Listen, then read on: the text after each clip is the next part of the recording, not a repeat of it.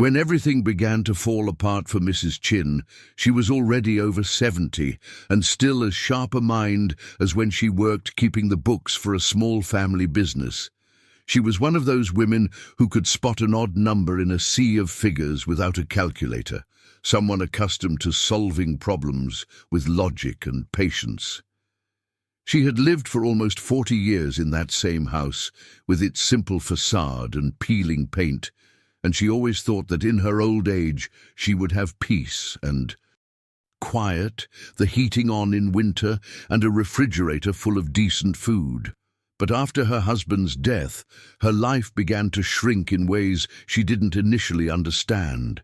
The house became a foreign, almost hostile territory, where she walked slowly, shoulders hunched, her sweater clinging to her body. What should have been a refuge became a place cold in every sense, cold in temperature, cold in affection, cold in silence.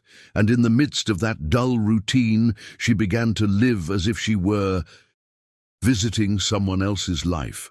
Her mother, Victoria, had taken control of everything to help her, or at least that's what she said whenever anyone asked.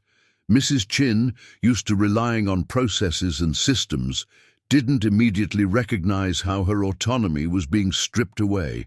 What began as small assistances, paying bills for her, managing her online banking, reviewing her expenses, transformed into a silent siege.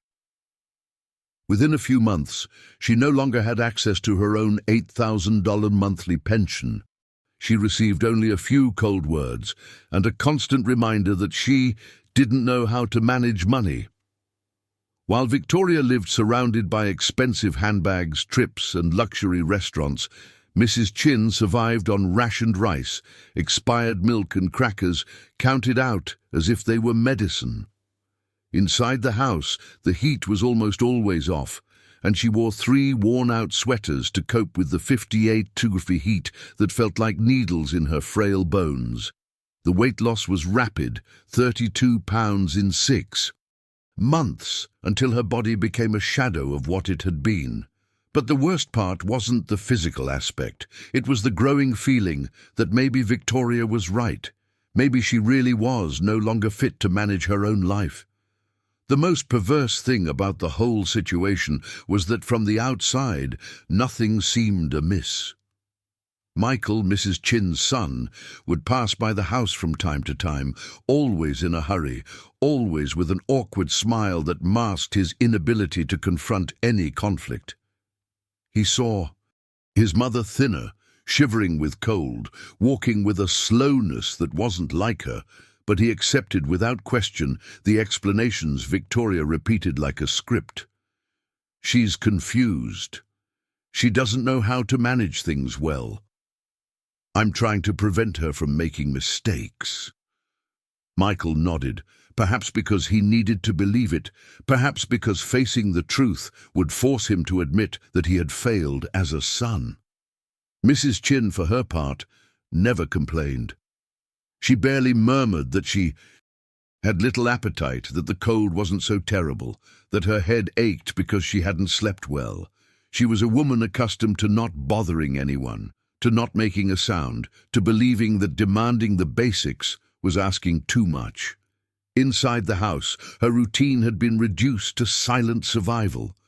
She would get up before dawn because the cold prevented her from sleeping any longer, walk slowly to the kitchen and open the refrigerator, knowing exactly what she would find.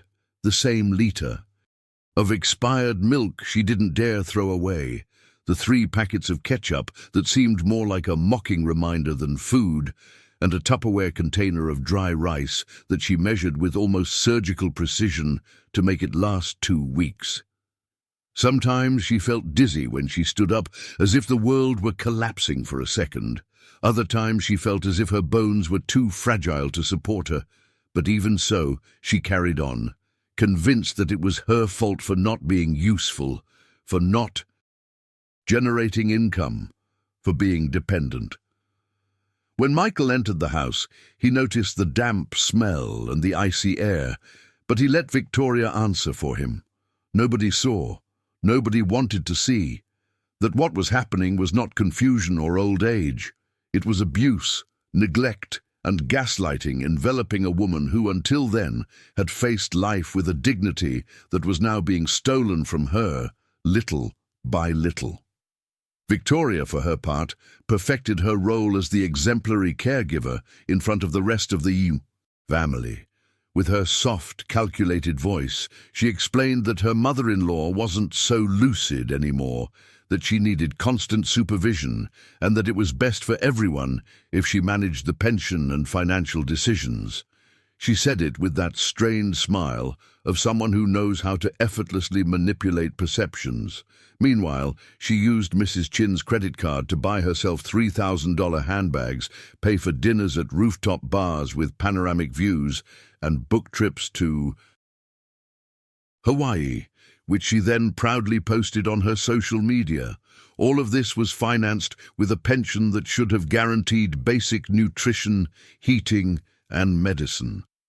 The contrast was grotesque, an elderly woman shivering in her freezing house while her mother-in-law posed in new dresses and colourful cocktails in the sunshine. The cruelest part was how Victoria made Mrs. Chin doubt herself. Every time the woman asked about an expense or mentioned wanting to buy food, Victoria would look at her with a condescending yet irritated expression, like someone scolding a disobedient child. "You don't understand your accounts. You're going to make a mistake. I'm trying to prevent you from being cheated," she would repeat with a tone of feigned concern. Little by little, Mrs. Chin began to stifle her own questions, as if asking for bread or an extra blanket were an act of ingratitude. This constant gaslighting slowly wore her down until she reached a point where she no longer knew if the feeling of living in her own house as a guest was real or simply a product of her exhaustion. Her mind remained lucid, but emotionally she was learning not to believe what she saw, what she felt, what she needed. The physical decline accelerated in a way that no one seemed to notice, except Mrs. Chin herself. Sometimes she would wake with numb fingers, as if they didn't belong to her. Other times the cold inside the house was so penetrating that her ears would ring, as if her body were surrendering layer by layer. Her trousers, once fitted, now hung from her waist like borrowed garments in the wrong size. In the mirror, she saw her face becoming more angular and her skin as pale as paper. And yet, whenever she tried to mention that she needed to eat better or turn on the heat, Victoria found a way to minimize it. "It's normal at your age," she would say. "Don't exaggerate, you're just tired." Mrs. Chin, used to not being a burden, let those words accumulate into a kind of resigned silence. The day that changed everything began like any other, with the hollow sound of the wind rushing through the poorly sealed windows and the metallic taste of the cold water she drank to fill her empty stomach. She was folding very slowly, a grey sweater she'd worn for 3 days straight, when she heard the sharp thud of the front door opening. It was a different sound, not Michael's brisk footsteps or Victoria's controlled entrance. It was a familiar presence, a purposeful step. It was Sarah. She hadn't seen her for weeks, and for a moment Mrs. Chin felt a small relief mixed with shame, because she didn't want her daughter to see her like this, fragile, trembling, hidden inside clothes that were too big. Sarah dropped her bag on the floor as soon as she stepped through the doorway, and when she saw her, her expression shifted from surprise to a silent, profound indignation, as if she'd discovered a crime scene. Sarah took a few steps forward, and the air around her seemed to shift. The temperature in the house was so low that her breath formed a wisp of steam as she spoke. She surveyed the kitchen, the nearly empty refrigerator, the rationed rice in an opaque container, the same liter of expired milk that Mrs. Chin had tried to ignore for days. Her gaze swept over every corner as if she were piecing together a macabre puzzle. Then she saw Mrs. Chin wearing 3 sweaters, her hands trembling, and wearing that twisted expression of someone trying to pretend she was fine so as not to worry anyone. It was then that Sarah realized that what she was witnessing wasn't simple neglect, but a calculated form of abandonment. Indignation stiffened her shoulders, and something in her expression made it clear that she wouldn't tolerate any more superficial explanations that day. Sarah opened the refrigerator without asking and emptied it with a single glance. Then she turned to her mother, and for the first time in years, her voice was firm, almost sharp. "Mom, this isn't normal." In that instant, Mrs. Chin felt a mixture of relief and terror. Relief because someone finally saw what she was going through, and terror because admitting it out loud made it all real. Sarah grabbed the packages of crackers, angrily checked the expiration dates, and when she looked up, she seemed like a different person, someone who had waited too long to intervene. If you're reading this far, leave a comment letting us know where you're reading from. Sometimes a story like this can help someone we don't even know is going through the same thing. The house was still cold, but something had changed. For the first time, there was a presence that wouldn't accept excuses. Sarah needed no more than 5 minutes to understand that this wasn't a matter of neglect or aging.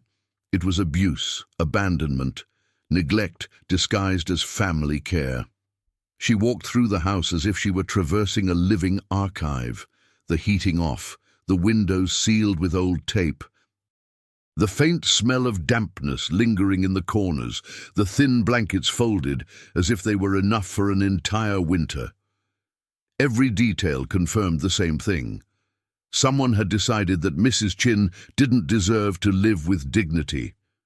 When Michael answered the phone, Sarah wasted no time trying to soften the blow. Her voice was low but dangerous, like someone ready to start a fire if necessary. "Come now," she said. Michael tried to make excuses, but she gave him no room to speak. That day, for the first time, he felt he couldn't hide behind Victoria. While they waited, Sarah made her mother a cup of hot tea, not as a symbolic gesture, but as an urgent act of stabilization. Mrs. Chin's hands enveloped the cup with a childlike need, absorbing the warmth as if it were medicine. Her vacant gaze, the one that had been fading for months, suddenly flickered, the recognition of finally being protected. But there was also fear, because part of her feared that once again no one would believe her, that it would all amount to more gaslighting. Sarah, however, sat across from her with that firm, determined posture she had inherited from the very woman she was now trying to save. "I'll take care of it," she murmured. Mrs. Chin, used to being invisible in her own home, felt for the first time that her story was about to change, though she didn't yet know how much pain would be revealed in the hours to come. Michael arrived 20 minutes later, his face tense and an air of discomfort. Couldn't hide. The moment he crossed the threshold, Sarah grabbed his arm and led him to the kitchen, giving him no time to make excuses. He saw the empty refrigerator, the expired milk, the 3 small bottles of ketchup tucked away in the corner, and for a moment his mask of normalcy cracked, but the crack didn't last long. "Victoria said Mom didn't want to eat much," he muttered, as if repeating that phrase could absolve him of any responsibility. Sarah let out a short, incredulous, cutting laugh, as if she had just heard something monumentally stupid. "Do you think this is not being hungry, Michael?" she asked, holding up the nearly empty container of stale rice. He swallowed, unable to meet her gaze. Mrs. Chin, sitting a few feet away, watched the scene with an ancient fear, the fear of provoking a family conflict, even though her whole life was falling apart. The silence was broken when the door opened again. Victoria entered as if the house belonged to her, with that haughty posture and an expensive handbag slung over her arm. She flashed an automatic smile, but upon seeing Sarah, her expression shifted slightly, as if she recognized that something was no longer under control. "What's going on here?" she asked in that tone of false authority she used to disguise manipulation. Sarah didn't answer. It was Mrs. Chin who, her voice trembling, tried to explain something, but Victoria interrupted her with a gesture. "Don't listen to that. You know she gets confused." "She," said, turning to Michael. It was then that Sarah stepped forward, placing herself between her mother and the woman. "You're not going to speak for her today," she said, with a calmness that seemed made of iron. And at that moment, for the first time, Victoria showed a minimal insecurity, barely perceptible, but enough to reveal that she sensed the castle of lies she had built was beginning to crumble. Victoria tried to regain control quickly, like someone adjusting a mask that shifted an inch. She crossed her arms, raised her chin, and said in an almost theatrical tone, "I control every dollar she receives. If I didn't, she would have lost the house by now." The statement landed like a silent bomb. Michael took a half-step back, surprised by his wife's candor. Even he seemed not to have heard such blatant arrogance. Mrs. Chin closed her eyes for a moment, as if each word had been an emotional slap. Sarah, on the other hand, felt rage rise from her stomach to her throat. It wasn't just the financial abuse. It was the humiliation, the way Victoria asserted ownership over a woman who had worked her entire life to maintain that home. That moment was the exact point at which Sarah stopped thinking about resolving a family situation and began operating with a war mentality. The argument escalated suddenly. Victoria, cornered by Sarah's intensity, raised her voice. "She lives here because I allow it," she said, almost spitting out the words. The silence that followed was so heavy that even the air seemed to stop. Michael looked at his wife as if he were finally seeing something that had always been there, but that he had chosen to ignore out of convenience or cowardice. Mrs. Chin shrank in her chair, her hands clasped together, trying not to break down right then and there. Sarah felt herself freezing inside. That sentence, so arrogant, so violent at its core, revealed that it wasn't just financial abuse. It was an attempt to deprive her mother of her most basic right, her home. It was then that she made a silent, almost instinctive decision. That night, Mrs. Chin would not sleep another minute in that house. Sarah took her mother's arm with a firm gentleness, as if she were guiding someone out of a fire. She didn't ask anyone's permission. She simply announced that she was taking her. Michael tried to object, but his voice broke before he could form a coherent sentence. Victoria, on the other hand, stepped forward, as if to physically block the exit. But Sarah looked at her with a calmness so sharp it forced her to back an inch. "You can't take her without my permission," Victoria said, trying to reclaim power. Sarah didn't reply. She just took the car keys and walked through the door with Mrs. Chin wrapped in an old coat that offered no warmth. That walk to the car became a silent symbol of breaking up. Each step took Mrs. Chin further from a hell she had silently endured, and brought Sarah closer to a legal and emotional battle she hadn't yet fully grasped. That same night, even before her mother had lain in a warm bed for the first time in months, Sarah spoke in a low voice. They needed 3 months of absolute silence. They couldn't warn anyone, they couldn't answer calls, they couldn't give any indication of their whereabouts. "If they suspect anything, they'll try to protect themselves," she explained as she closed the curtains of their small apartment. Mrs. Chin listened with a mixture of fear and relief, not fully grasping the magnitude of what was at stake. But she trusted her, as she had trusted very few people in her life. For her, those 3 months wouldn't just be a period of physical recovery. They would be a slow rebirth, filled with painful revelations and truths that had been buried under years of family manipulation. Sarah, meanwhile, had already turned on her computer. That night, she would begin compiling a file that would completely change everyone's fate. The first dose of reality came the next day when Mrs. Chin was taken to the hospital for a full evaluation. The doctors quickly identified what her body had been screaming for months: severe malnutrition, dangerously low vitamin levels, signs of mild hypothermia, and advanced muscle wasting that couldn't be explained by age alone. The nurses looked at her with that professional expression that tries not to show surprise but hints at indignation.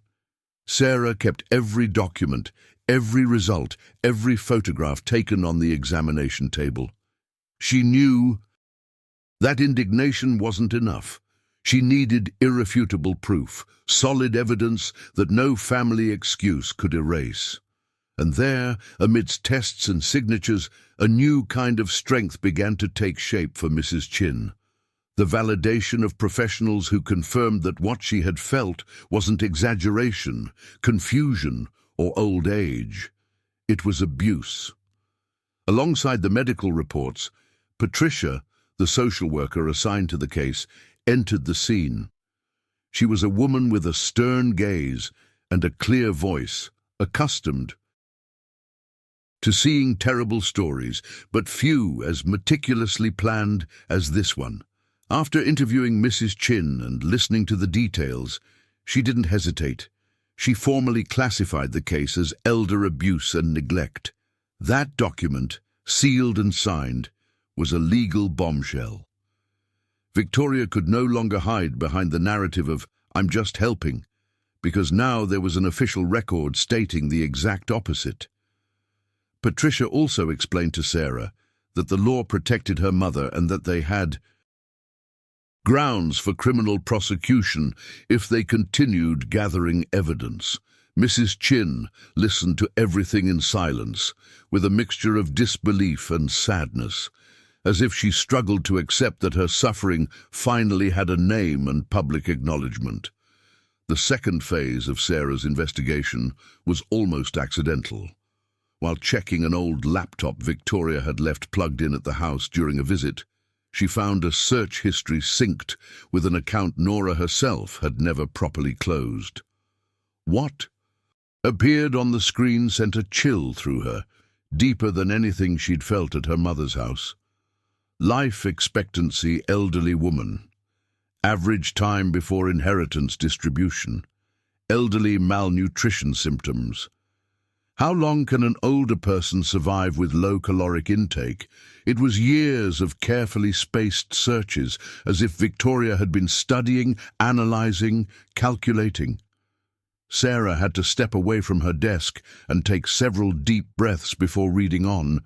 It was clear this wasn't ignorance or carelessness. It was premeditation. It was a plan, and each screenshot became another piece of the dossier she was building with almost surgical precision.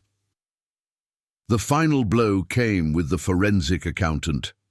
Sarah hired Robert, a professional specializing in tracing dubious transactions, who dismantled the entire financial web Victoria had built in just a few weeks. The numbers didn't lie. Over $200,000 spent on luxury goods, travel, restaurants, spa treatments, jewelry and personal expenses. All of it came from Mrs. Chin's pension. Robert categorized the expenses by color: red for fraud, blue for misappropriation, yellow for suspicious transactions. The file was like a raging fire on paper, a brutal demonstration of how someone had drained the financial life of an elderly woman who was never truly incapable of managing her accounts. When he delivered the final report, Robert was clear. Michael didn't know everything, but he ignored enough to be morally complicit. Sarah kept that document like someone keeps a weapon. She knew she would need it soon. The next step was to legally protect Mrs. Chin before Victoria attempted any desperate maneuvers. To that end, Sarah arranged a 3-hour cognitive evaluation with a gerontology specialist.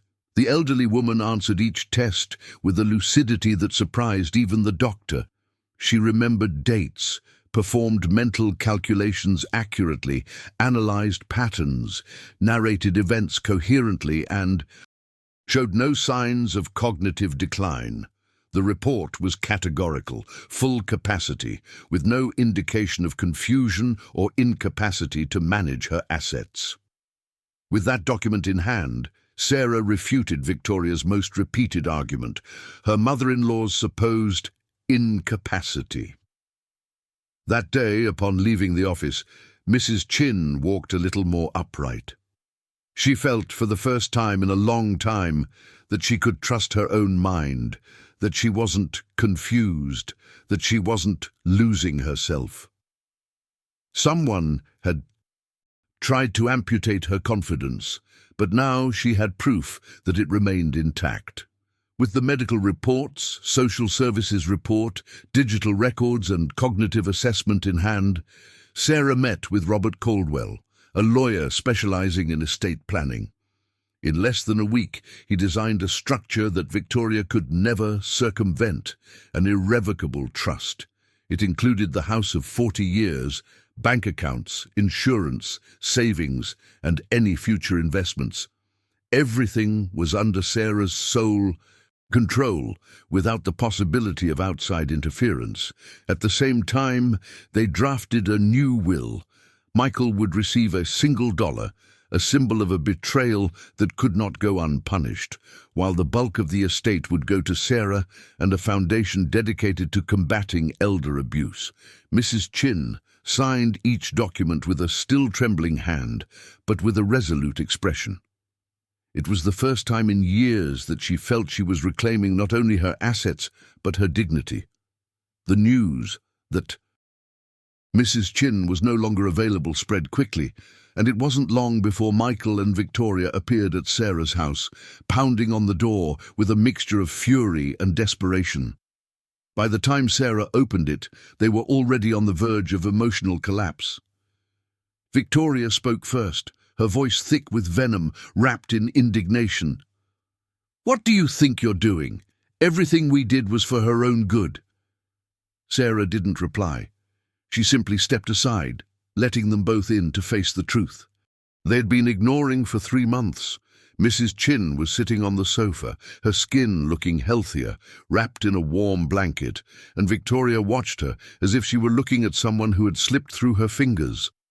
Michael, on the other hand, seemed torn. Guilt gnawed at him, but the comfort of not facing reality held him back. That fragile balance was about to shatter. Sarah placed a thick folder on the table, organized with a precision that would have made her mother smile in any other context. But that day, that impeccable order had another purpose: to destroy all the lies. First, she showed the medical exams, the photographs of Mrs. Chin's physical condition, the malnutrition reports, and the hypothermia records. Then, she placed on the table the report from Patricia, the social worker, which classified the case as severe abuse and neglect. Michael swallowed, trying to come up with an explanation that never formed. Victoria, on the other hand, clenched her fists, her breathing quickening, as if all those papers were a personal attack, not irrefutable evidence. Sarah saved the most damning evidence for last. The digital searches, the screenshots, the forensic analysis, and the irrevocable trust. When she unfolded the documents, Victoria took a step back, as if she had been punched. That moment, that exact second, was the first time in the entire silent war that she understood she had lost. Victoria tried to regain control with one last burst of arrogance. She pointed at the documents with a trembling hand and shouted that it was all an exaggeration, that Sarah was brainwashing her own mother. But her voice had no impact. It was an empty echo trying to survive in a room full of evidence. Sarah, with the calm that only certainty brings, opened the last folder, the life insurance policy that Victoria had altered without consent, naming Michael as the sole beneficiary. The silence that followed was suffocating. Michael put a hand to his face, understanding for the first time that he had allowed his wife to turn his mother into an investment. Mrs. Chin watched everything with a mature pain, not the pain of surprise, but the pain of recognizing that she had been betrayed by someone to whom she had given everything. That moment marked the symbolic end of Victoria's power. She no longer had a narrative, excuses, or room for lies. When Sarah finished presenting the final piece of evidence, Victoria exploded. Insults, threats, empty promises. But no one was listening anymore. It was like watching someone sinking into their own swamp. Michael, his voice breaking, tried to apologize to his mother, but she cut him off with devastating serenity. "Don't ever come back." There were no shouts, no theatrics, just a simple truth that had taken far too long to be spoken. In that moment, Mrs. Chin reclaimed something that had been stolen from her for years: her authority over her own life. If this story resonates with you or reminds you of someone vulnerable, please share it. Sometimes a story like this opens the eyes of someone who needs it and doesn't know how to ask for help. Victoria left the house practically dragging her pride, and for the first time, her defeat wasn't fear, it was justice. The months that followed were a mix of relief, public chaos, and a justice system moving forward with steady steps. With the evidence Sarah had gathered, the case reached the police, then the district attorney's office, and very soon the story became too big to keep quiet. The local media began to cover it: a mentally sharp woman in her 70s, the victim of financial abuse, severe neglect, and psychological manipulation in her own home. The before and after photos, Mrs. Chin's skeletal, shivering from the cold, and then regaining color and stability, spread faster than expected. Victoria was fired from her job when her colleagues saw the news on television. Her name began circulating on social media, accompanied by words like monster, abuser, and fraud. Michael sank under the weight of his own guilt, trying to justify the unjustifiable to a community that had already taken a clear stand. Meanwhile, Mrs. Chin was making progress in her own recovery. She gained weight slowly but steadily, stopped waking up in the middle of the night feeling cold, and was able to walk more steadily and hold a conversation without the inner tremor that had plagued her for months. She was invited by a foundation to speak about her experience, first timidly, then with a strength no one had anticipated. Her story became a symbol, a reminder that elder abuse doesn't always manifest as blows or shouting, but as silences, omissions, and a methodical cruelty hidden behind the word care. Each time she recounted her story, she did so with a clarity that moved even the lawyers and social workers present. What had been her personal hell now served to protect others. The trial was a painful but necessary spectacle. The courtroom was packed. Journalists, activists, elderly people accompanied by their families, and a few curious onlookers drawn by the magnitude of the case. Victoria arrived with a hardened expression, as if she still thought she could manipulate the situation to her advantage. But the documents didn't lie. The lawyers presented the evidence Sarah had gathered: medical examinations demonstrating severe malnutrition, Patricia's report categorizing the case as abuse, the search history revealing a chilling intent, and the forensic analysis certifying the systematic theft of more than $200,000. Each element was a piece of a clear picture. This wasn't a family misunderstanding, but deliberate exploitation, extreme neglect, and fraud. Victoria's expression slowly shifted from arrogance to panic, disguised as fury. The verdict was resounding. Victoria was found guilty of fraud, financial abuse, gross neglect, forgery, and exploitation of an elderly person. Even the prosecutor mentioned evidence of premeditation related to the altered insurance policy. The sentence landed like a hammer blow in the courtroom: 4 years in prison and $500,000 in restitution and punitive damages. She could neither avoid paying nor declare bankruptcy to evade the debt. Michael, though not imprisoned, was publicly branded for his moral negligence. As they left the courthouse, Mrs. Chin held Sarah's arm, not out of weakness, but as an intimate gesture of recognition toward the daughter who had transformed her grief into an impenetrable structure of justice. Life after the trial took a completely different turn for Mrs. Chin. Victoria's shadow no longer loomed over her every decision, nor did Michael's unsettling silence paralyze her. She regained weight, began wearing clothes that truly fit comfortably again, and started walking around the neighborhood without fear of returning home. She was invited to speak at community events and groups about elder abuse, and although she initially spoke timidly, she soon discovered that her voice held unexpected power. Many people approached her after her talks to share similar stories, and she listened with a patience only a survivor can offer. Gradually, Mrs. Chin rebuilt not only her health, but also the identity that had been stolen from her, that of a strong, lucid, and fully capable woman. Victoria, on the other hand, faced a social collapse as profound as it was inevitable. Her name became associated with the scandal online, and when she was released from prison years later, no employer wanted to hire her except for menial jobs. She ended up in a discount store, folding clothes for long hours, earning barely enough to pay off part of the debt she still owed Mrs. Chin. Michael tried to reach out several times, sending messages and letters that Sarah blocked without hesitation. When he finally managed to speak to her mother, she listened in silence, and then replied with a firmness she had never had the opportunity to use before. "I wish you peace, but I don't want you in my life anymore." There was no argument, no exaggerated tears, just the acceptance that some wounds should not be reopened. Over time, Mrs. Chin reclaimed her life with a freedom she had forgotten existed.